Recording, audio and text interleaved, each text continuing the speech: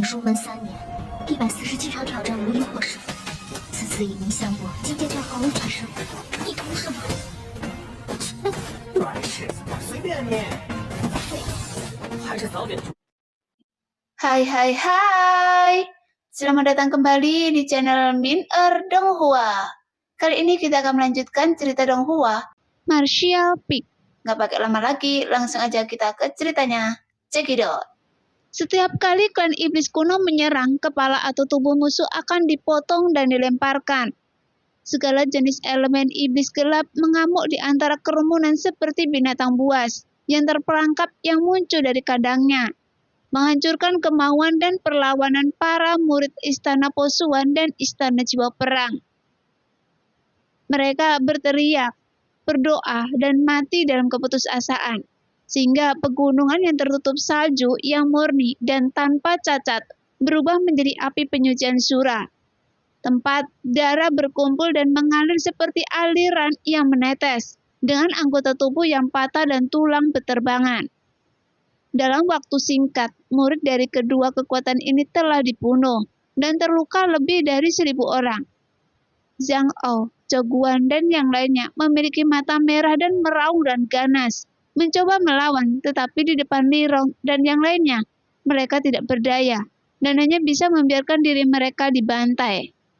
Bahkan semua orang di alam transenden tewas dan terluka. 4 orang yang memasuki alam suci secara bertahap kehilangan dukungan mereka, meskipun metode Zhang Ao sangat luar biasa, dan akibat serangan itu, bahkan membunuh beberapa anggota klan iblis kuno yang tidak terlalu kuat. Tapi itu membuat Li Rong semakin kejam. Namun, Yang Ke memperhatikan semua ini dan acuh tak acuh, dan sangat memahami apa artinya memakan yang lemah dan yang kuat. Seiring berjalannya waktu, pertempuran perlahan mereda. Mayat-mayat berserakan di tanah dan iblis-iblis kuno berlumuran darah. Mereka menengadah ke langit dan berteriak. Sepertinya mereka masih tidak bisa menyembunyikan niat membunuh di dalam hati mereka di satu tempat, membuat seluruh dunia tampak sangat menindas. Sebanyak 4 orang yang masuki alam suci dan 3 diantaranya di Istana Jiwa Perang tewas di tempat. Hanya 1, Zhang Ao, yang ditangkap hidup-hidup. Darah kental membungkusnya seperti tali, membuatnya tidak bisa bergerak. Li Rong mengangkatnya ke depan Yang Ke, menunggu jawaban Yang Ke. Berdiri di tengah api penyucian sura ini, Yang Ke menutup matanya dan mengeluarkan kekuatan tarikan besar dari mata iblis penghancur dunia di lautan kesadaran, menyerap semua energi jiwa yang tersebar antara langit dan bumi. Zhang Ao menunggu dengan ketakutan, tidak tahu nasib seperti apa yang akan dihadapi, dan keringat dingin membasahi wajahnya yang ketakutan, dan melihat Yang Ke dengan ngeri. Setelah beberapa saat, Yang Ke perlahan membuka matanya dan menatap Zhang Ao di depannya. Tuan Suci Yang, bagaimana juga saya dianggap sebagai orang yang kuat. Kali ini Anda berada dalam jumlah besar dan mencoba menipu hidup saya. Saya pasti akan menyerah dan mematuhi perintah Anda di masa depan.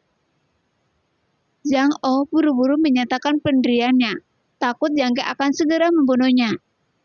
Melihat betapa penakut dan pengecutnya dia, Li Rong dan yang lainnya tidak bisa menahan diri untuk tidak menunjukkan ekspresi jijik. Pria yang kuat memang cukup bagus. Dia mengejar saya selama beberapa bulan. Yang Ke mengangguk ringan. Tapi maaf, saya tidak tertarik pada Anda. Kekuatan yang saya kumpulkan di tangan saya sudah cukup. Jika ada satu lagi tidak cukup, sepertinya menjaga Anda tidak akan merugikan saya. Tidak mungkin, Tuan Suci Yang. Saya dapat melakukan apapun yang Anda inginkan.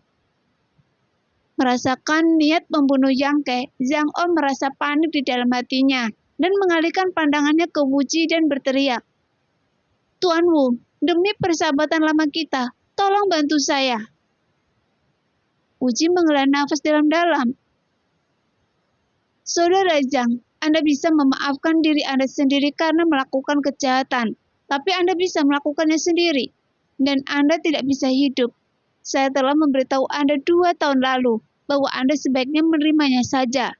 Tapi Anda bersikeras saat melakukan hal itu. Sekarang, situasinya telah terbalik. Jadi apalagi yang Anda inginkan kata saya? Terlebih lagi, saya hanya mampu bertahan hidup di bawah perlindungan Tuhan Suci. Jadi bagaimana saya bisa berbicara di sini? Melihat Wuji menolak permintaannya, Jang Oh merasa sedikit kecewa. Dia berkata dengan cemas, Tuan Suci Yang, saya masih memiliki rahasia. Selama Anda berjanji untuk tidak membunuh saya dapat menceritakan semuanya kepada Anda. Rahasia? Yang terkekeh. Siapa yang tidak punya rahasia? Apa nilai rahasia Anda bagi saya? Rahasia ini mungkin ada hubungannya dengan misteri langit berbintang yang legendaris. Saya rasa Tuan Suci Yang akan tertarik, karena Anda adalah penguasa suci dari Tanah Suci 9 Surga. Cepat atau lambat, Anda akan mampu menerobos ke puncak alam suci tingkat ketiga. Jadi, bagi orang yang begitu kuat, yang mereka kejar adalah jalan ke langit berbintang. Yang Oh berkata dengan suara rendah. Mendengar itu, Yang Kai mengangkat alisnya dan menjadi tertarik. Dia membungkuk dan menatapnya bertanya, mengapa ini terkait dengan misteri langit berbintang? Karena saya pernah mengalaminya secara pribadi. Sepertinya saya berada di langit berbintang yang tak berujung, dikelilingi oleh bintang-bintang yang sangat aneh. Tuanku, orang ini mungkin mengulur waktu atau membuat omong kosong sembarangan. Han Fei berteriak dingin. Yang Kai mengangkat tangannya dan memberi isyarat kepada Jang Oh. Lanjutkan bicara. Melihat bahwa dia tampak sangat tertarik, Jang Oh tiba-tiba menjadi lebih energik dan berkata dengan cepat. Dan ada kekuatan yang sangat aneh melonjak di sana. Meskipun saya telah mencapai orang suci tingkat kedua, saya masih merasa sedikit tidak bertahankan. Sepertinya seluruh tubuh saya akan hancur berkeping-keping. Saya pikir hanya mereka yang telah masuki orang suci tingkat ketiga yang secara fisik dapat menanggung energi mengerikan seperti itu. Yang Kai bertahan kening. Apa yang dikatakan Jang Oh sangat mirip dengan pengalamannya di langit berbintang. Dia merasa bahwa apa yang dikatakan Jang Oh mungkin benar, dan tidak hanya dibuat-buat. Bagaimanapun sangat sulit untuk menggambarkan semua ini secara akurat. Setelah merenung sejenak, Yang Kai menyeringeh. Apa yang Anda katakan masuk akal, tapi apa hubungannya ini dengan langit berbintang? Bagaimana Anda tahu bahwa langit berbintang itu ada?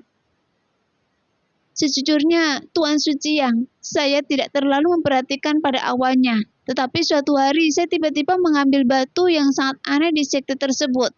Batu itu sepertinya bukan milik benua ini. Di tahun-tahun berikutnya, saya sering menemukan beberapa batu aneh berserakan di sana, sampai suatu hari saya mendapatkan sesuatu. Apa? Yang Kai bertanya dengan suara yang dalam. Benda itu ada di tas Qian Kun milik saya, dan Anda bisa memeriksanya sendiri. Setelah Anda melihatnya, Anda akan tahu apakah saya berbohong atau tidak. Yang Kai melirik tas Qian Kun miliknya dan mengulurkan tangan untuk mengeluarkannya. Ketika dia hendak membukanya, Li Rong dengan cepat melangkah maju dan berkata, Tuanku, biarkan saya yang melakukannya. Dia jelas tidak mempercayai Yang Oh dan takut Yang Oh akan melakukan sesuatu di tas Qian Kun-nya. Mendengar ini, Yang Kai sedikit mengangguk dan menyerahkan tas Qian Kun kepada Li Rong. Segera, Li Rong mengambilnya dan membuka tas Qian Kun. Sebelum dia bisa memeriksanya dengan cermat, kekuatan aneh tiba-tiba keluar dari mulut tas, langsung ke mata indah Li Rong, dan menghilang. Gerakan Li Rong menegang sesaat dan tubuh halusnya sedikit gemetar, seolah dia menahan rasa sakit yang luar biasa. Benar saja, ada sesuatu yang aneh. Ekspresi Han Fei menjadi dingin, dan dia menampar Zhang Oh dengan telapak tangannya tanpa pemberitahuan, mematahkan setengah tulangnya sebelum dia bisa berdiri. Jangan pukul dia sampai mati. Yang Kai buru-buru menghentikannya. Wajahnya suram seperti air dan dia buru-buru melangkah maju untuk mengamati luka-luka Li Rong. Jika Li Rong tidak mengambil inisiatif sekarang, saya khawatir dialah yang akan ditipu sekarang. Saya baik-baik saja, itu hanya serangan spiritual. Lirong memegangi dahinya dan berkata dengan lembut, "Kekuatan sihir dan kendali telah teratasi.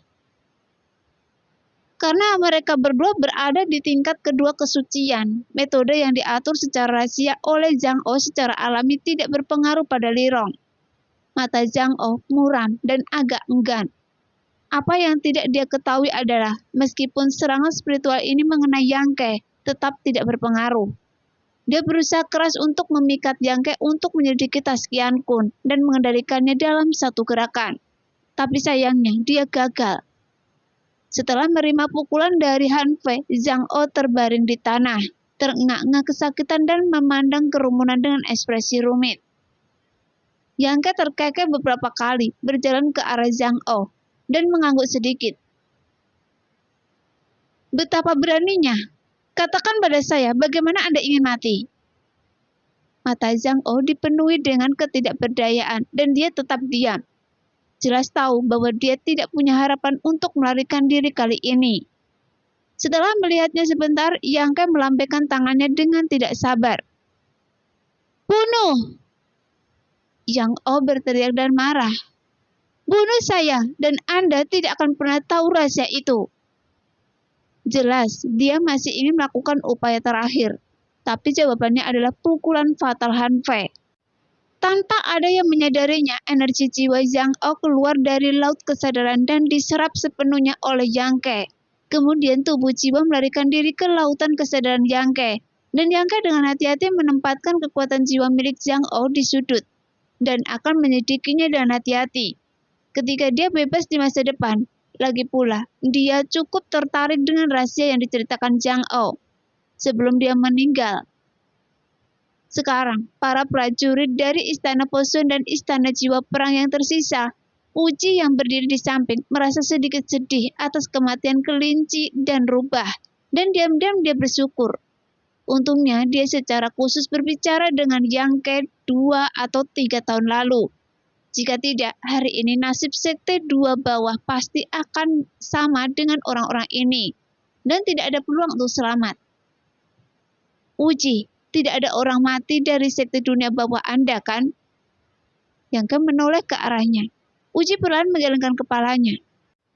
"Saat saya melarikan diri, saya memanggil wakil ketua sekte dan memintanya untuk membawa orang-orang pergi. Saat itu, Zhang O dan yang lainnya sedang terburu-buru mengejar Anda, jadi saya khawatir mereka punya waktu untuk peduli tentang ini. Satu-satunya yang meninggal di sini adalah orang-orang Istana Posuan dan Istana Jiwa Perang. Bahkan mereka yang berasal dari Gua Surga Guyue dan Gerbang Rosomon tampaknya telah ditinggalkan oleh mereka. Ini yang terbaik."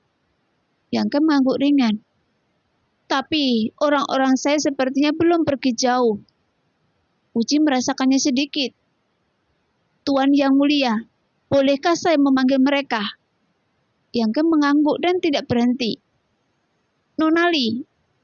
Dua komandan yang baru dipromosikan, Yin Yan dan Sui Ji, baru saja bergegas saat ini. Mereka memegang Taskian Kun di tangan mereka dan melaporkan, "Kami telah mengumpulkan semua tulang dari budak peti mati senior yang bisa ditemukan dan menempatkannya di sini."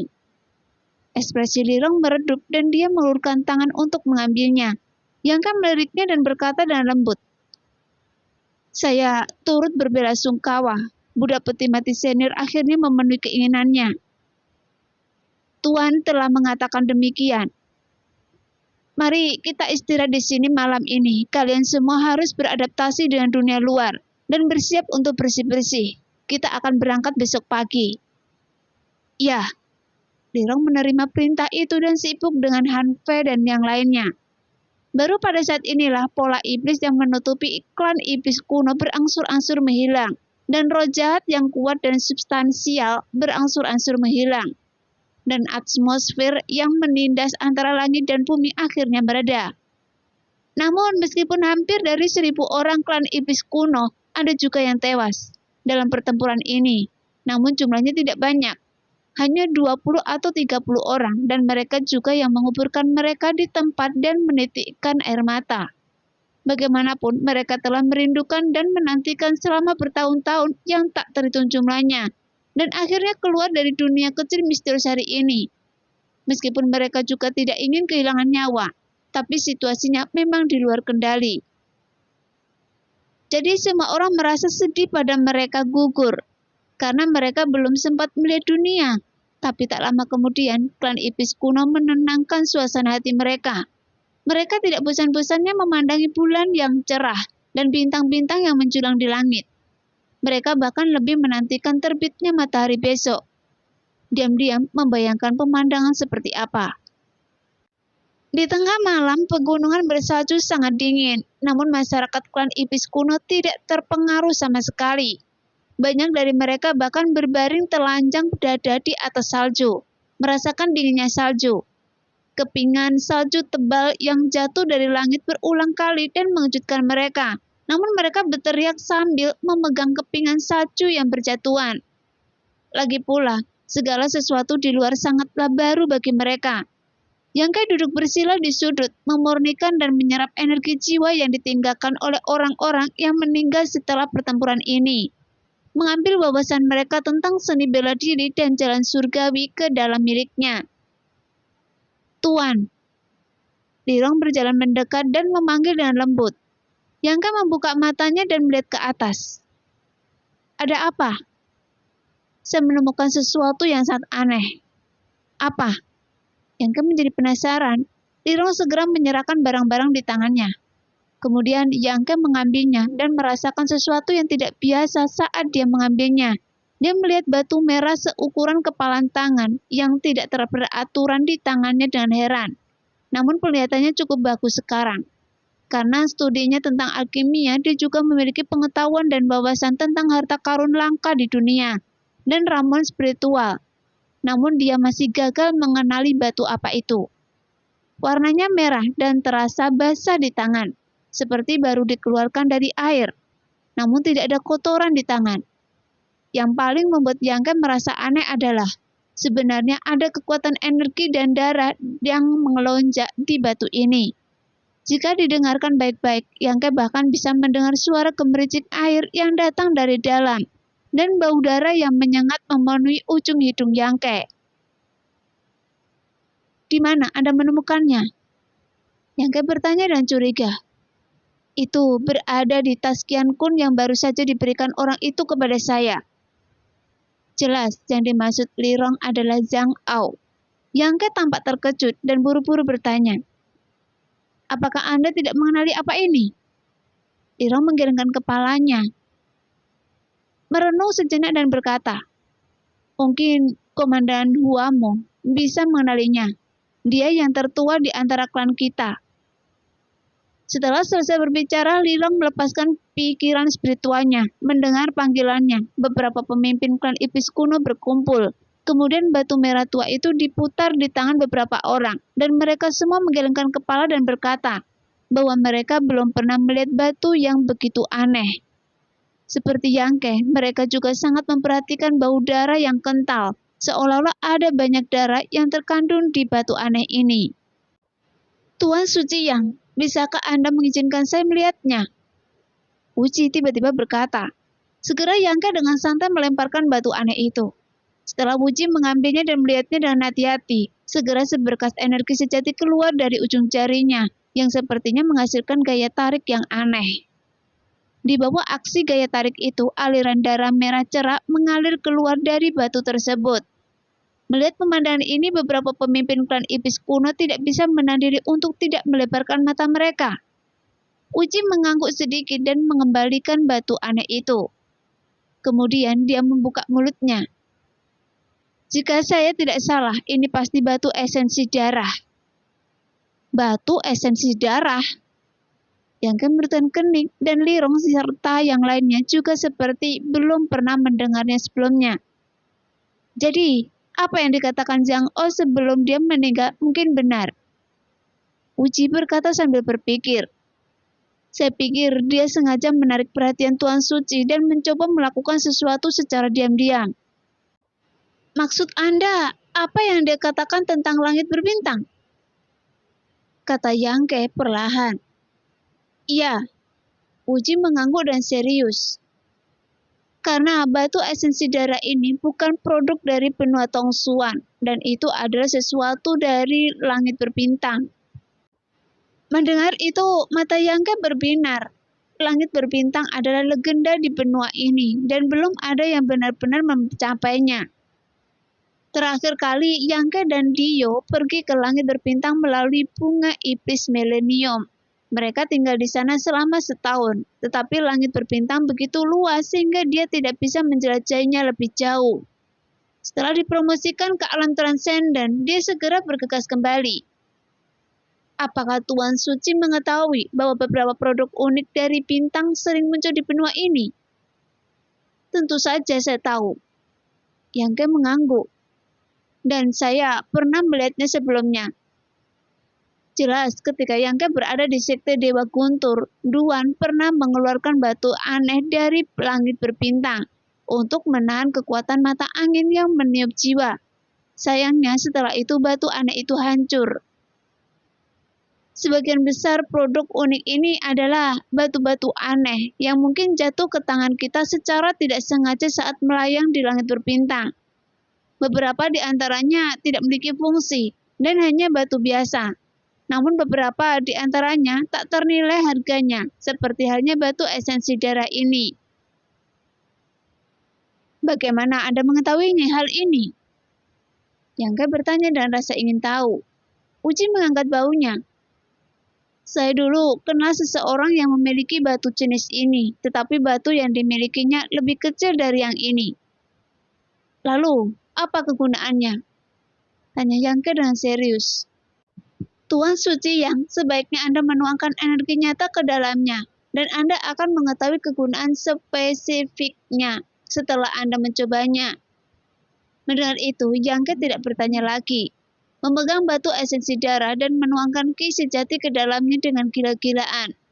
Dalam sekejap terjadi aliran darah dan warna merah yang membuat jantung berdebar-debar, menyelimuti dunia dalam sekejap. Kemudian kekuatan aneh muncul di dalam batu esensi darah. Di bawah pengaruh kekuatan ini, darah yang ditelan dan diserap oleh salju di sekitarnya tampak hidup. Menari seperti ular spiritual. Terlihat dengan mata telanjang, terdapat jurang halus di salju. Segera ribuan aliran kecil darah keluar dari radius lebih dari 10 mil dan semuanya terkubur di dalam batu esensi darah. Bahkan para pemimpin klan iblis kuno menyaksikan adegan berdarah dan heroik ini. Tampak takjub.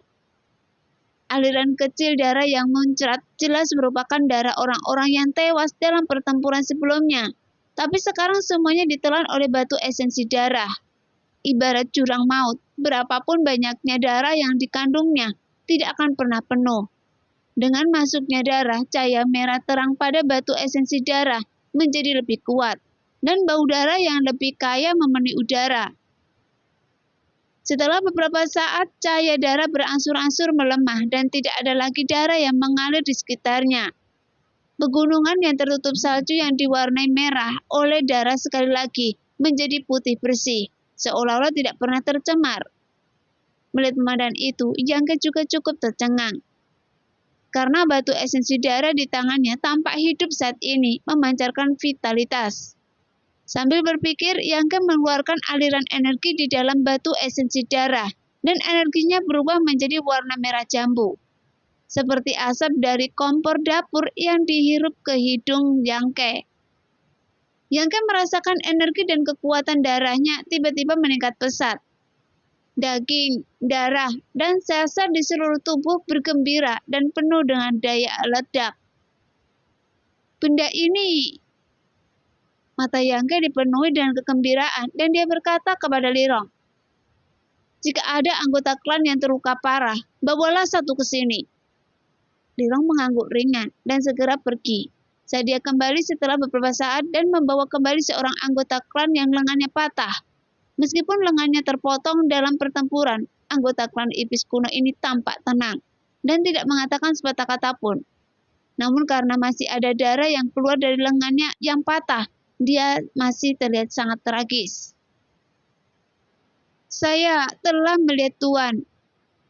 Anggota klan iblis kuno dengan cepat berlutut dan memberi hormat. Lirong dan yang lainnya telah dengan hati-hati menjelaskan hubungan antara identitas Yangke dan klan iblis kuno kepada anggota klan, dan mereka semua menerimanya. "Bangunlah, di mana lengan Anda yang patah?" Yangke bertanya. "Saya membuangnya." Anggota suku itu menjawab dengan sederhana dan rapi, seolah-olah apa yang dia buang adalah sesuatu yang tidak berharga. Pada saat yang sama, dia memandang Yangke dengan bingung, bertanya-tanya mengapa dia menanyakan hal ini. "Kemana Anda membuangnya?" Wajah Yangke menjadi gelap. "Ambil kembali." "Ya." Anggota suku itu cukup jujur. Dia tidak bertanya apapun dan berjalan ke satu arah seperti yang diperintahkan. Namun Han Pei sedikit mengernyit dan berkata dengan curiga, "Tuanku, tidakkah Anda ingin menyambung lengannya yang patah?" "Saya hanya ingin mencobanya." Yangke terkekeh. Benda ini mengandung vitalitas dan energi yang sangat kuat. Mungkin bisa menyambungkan kembali lengan yang patah. Saat dia berbicara, dia melihat ke arah Wuci. "Apakah batu esensi darah memiliki efek ini?" Wuci tidak bisa berhenti tertawa. "Saya hanya tahu bahwa ini memiliki efek penyembuhan yang sangat kuat dan memiliki efek tambahan yang besar pada orang yang telah berlatih latihan berbasis darah dan seni bela diri. Mengenai apakah itu dapat menyambungkan kembali dengan lengan yang patah, saya tidak tahu." Tidak hanya memiliki efek tambahan bagi mereka yang telah melatih keterampilan berbasis darah dan seni bela diri, siapapun dapat menggunakannya. Yangke mengangguk dan lembut dan memeriksa batu esensi darah di tangannya. Produk di langit berbintang adalah benda yang sungguh menakjubkan. Gumpalan energi darah itu bisa membuat saya merasa lebih kuat. Jika saya menggunakannya dalam pertempuran, saya mungkin bisa mengejutkan diri saya sendiri dan mengubah kekalahan menjadi kemenangan. Mendengar apa yang dikatakannya, semua orang menunjukkan ketertarikan pada batu esensi darah. Setelah menunggu beberapa saat, anggota klan iblis kuno itu akhirnya menemukan lengannya yang terputus. Hanya saja sudah terlalu lama. Lengan yang terputus menjadi dingin dan kaku. Sama menakutkannya seperti tangan hantu. Sayapnya rata dan seharusnya dipotong dengan senjata tajam untuk memudahkan penyambungan. Segera, Yangke menginstruksikannya untuk mengambilnya sendiri dan kemudian mengeluarkan energi darah kental di batu esensi darah untuk menutupi lengan yang patah. Kemudian darah merah muda menggeliat seperti cacing tanah, terus mengalir ke lukanya. Melihat pemandangan itu, sekelompok orang memperhatikan dengan penuh perhatian. Meskipun mereka tidak dapat mempercayainya, mereka sangat menantikannya. Bahkan, anggota klan iblis kuno tampak tidak peduli pada awalnya. Dia mematahkan lengannya dan terlahir kembali. Bahkan ahli top yang masuki alam suci tingkat ketiga tidak dapat melakukan ini. Meskipun tubuh fisiknya cukup kuat, tetapi apa yang rusak sudah rusak. Bagaimana bisa disatukan kembali? Jadi dia tidak punya harapan apapun, hanya saja dia tidak bisa menolak karena identitas dan perintah Yangke. Tetapi dengan masuknya darah, kecerobohan di wajah anggota klan ini berangsur-angsur mereda, menjadi terkejut, dan kemudian bersemangat dan gembira. Matanya yang lebar penuh dengan antisipasi yang penuh semangat, dan tubuhnya sedikit gemetar, seolah dia tidak bisa mengendalikan hatinya. Karena lengan patah yang sudah dingin dan kaku menjadi hangat karena pengaruh darah, dan lengan yang patah itu mati rasa seolah-olah digigit semut. Dia bahkan bisa merasakan jari-jarinya sendiri. Setelah mencoba penggerakannya, jari tengahnya justru menunjukkan sedikit gerakan. Melihat pemandangan ini, mata semua orang berbinar dan mereka semakin menantikannya. Waktu berlalu dengan lambat, dan Yangke terus mengambil energi darah dari batu esensi darah dan menuangkannya ke lengan patah anggota suku iblis kuno. Lambat laun, luka di lengan yang patah bahkan sembuh dengan kecepatan yang terlihat dengan mata telanjang. Setengah jam kemudian, hanya tersisa sedikit bekas, dan sama sekali tidak mungkin untuk mengatakan bahwa lengan tersebut telah putus. Setengah jam kemudian, Yangke mengumpulkan batu esensi darah dan berkata kepada klan iblis kuno, "Mari kita lihat." Pria itu dengan cepat mengepakkan tinjunya dan suara berderak tiba-tiba keluar. Cahaya kejutan muncul di antara alisnya dan dia berkata, "Saya benar-benar menangkapnya." Lirong dan yang lainnya tampak terkejut. Sedikit sulit dipercaya. Setelah lengan yang patah disambungkan kembali, sesuatu yang awalnya mustahil terjadi di bawah hidung mereka yang membuat mereka menyadari betapa luar biasa dari batu esensi darah. Kulit dan darahnya menyatu, tetapi tulangnya belum tumbuh sempurna. Jangan menggunakan terlalu banyak tenaga dalam waktu dekat, dan ingatlah untuk lebih banyak istirahat. Yang Guys segera mengingatkan. Mendengar itu, anggota klan iblis kuno itu mengangguk berulang kali, dengan air mata dan rasa terima kasih di wajahnya. "Terima kasih Tuan." Meskipun dia tidak menunjukkan kekhawatiran setelah kehilangan lengannya, sekarang tubuhnya telah lengkap kembali, jadi dia secara alami bahagia. "Pergilah." Yang tersenyum sedikit. "Oke, saya berjanji pada Anda." Setelah selesai berbicara, keduanya saling memandang dan tersenyum penuh arti. "Tuan Suci, mohon istirahat, dan kita akan berangkat setelah fajar. Tanah suci 9 surga tidak terlalu jauh dari sini, dan mungkin akan ada banyak masalah dalam perjalanan." Setelah Wuji mengatakan ini, kemudian dia pergi dengan hormat. Nah, demikianlah cerita hari ini. Terima kasih yang sudah menonton video Min Earth sampai selesai. Sampai jumpa di video selanjutnya. Bye-bye.